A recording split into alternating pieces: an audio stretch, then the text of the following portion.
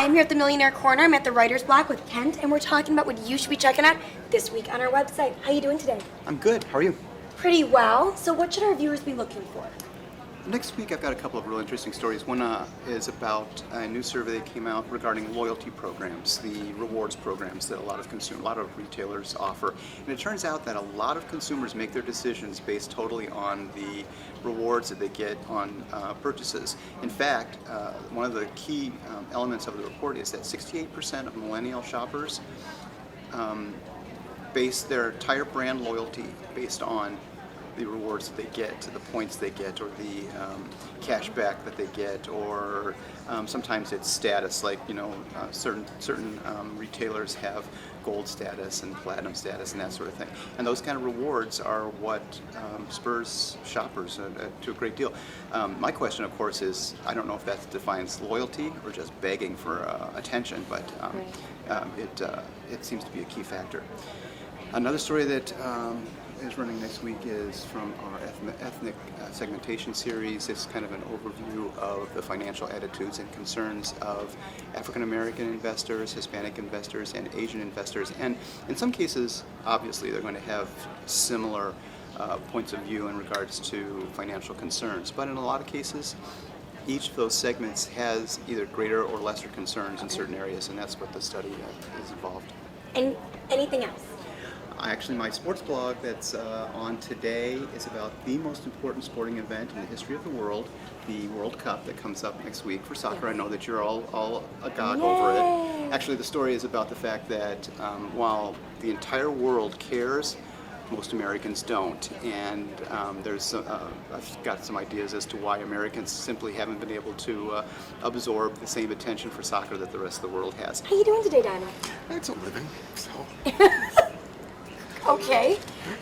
So moving on, what stories should our readers be looking for? We have a couple of things today. We have a premium story. We have an interview with Joey Fairman. He's a CFA. Okay. And we have talked often in our corner about the importance of financial literacy. And he has come up with a very novel approach to teaching millennials financial literacy. He wrote one. He wrote a novel. He wrote The Pirates of Financial Freedom, which is your typical pirate adventure, but with about 75 basic financial literacy concepts and money management tips woven into the story. That's awesome. Yeah, That'd be good for kids to read. Well, you're right. It was geared toward millennials. Okay. He said he didn't want to write a boring finance book. He didn't want to write, a book for young kids. I mean, financial literacy is important for any age. Right. But here are millennials who are just out of college. They have some money. They're just starting their careers. They have some money. What are they going to do with it? What's the last good movie you saw? Has it been a while? It's been a while. Yeah. The movie year 2014, not shaping up too well, but this is the 75th anniversary of the year that people say was Hollywood's greatest year, 1939. Okay. We're talking the year that gave us Gone with the Wind. Oh, my favorite. And The Wizard of Oz, and Mr. Smith Goes to Washington, All of those were the same and for year. John Wayne fans, Stagecoach. A couple of Andy Hardy movies. It was a great year. So I did a tribute to that in my blog. And for those disappointed in movies in the theaters currently, there's a 1939 counterpart that you would have a better time with. For example, if you saw A Million Ways to Die in the West, or better yet, instead of seeing A Million Ways to Die in the West, see Destry Rides Again with James Stewart. Okay. Great Western comedy. So, what else have we got? Cats and dogs. Affluent households are going to their dogs.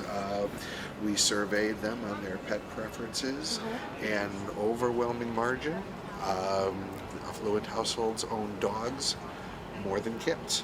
And then perhaps you could help me. I was going to buy a Chanel tote bag, but I don't know if it's any good. Could you I can help you with that, Donald, Okay. because I know how near and dear Chanel is to your heart. So this Monday on my fashion blog, we are going to be doing a review of the Chanel Grand Shopper. And the reason we are doing it timely is Chanel right now is having price increases. So if any of you are already familiar with the Chanel bags, the Surf Tote did a price jump from $29 to $33, and I think that's going to happen with the Chanel Grand Shopper. So I'm telling you why you might like the bag or might not like the bag, so that if you are interested in getting the bag, you want to get it now versus later. So we're going to be talking about all the pros and cons of that. So from Millionaire Corner, I'm Heather Kiley, wishing you a great week. Thanks for watching.